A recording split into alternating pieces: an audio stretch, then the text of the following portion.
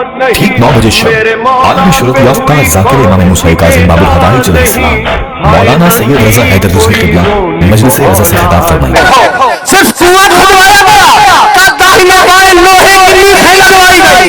اللہ روز جس کے دل میں احساس ہے وہ ذرا سر اٹھائے، جس کو زہر ملتا ہے وہ تڑپتا تو ہے نا، تیرے امام کو زہر ملا، کبھی مولا داہنی میخوں میں ملا، کبھی بھائی میخوں میں، کچھ میخیں میرے مولا کے پہلو میں لگی۔ بغداد میں ایک سیاہ پردے والی بیوی آ گئی، آواز دے کے کہتی تھی او میرے بیٹے کاظم، میں جانتی ہوں پہلو کا درد کیسا ہوگا۔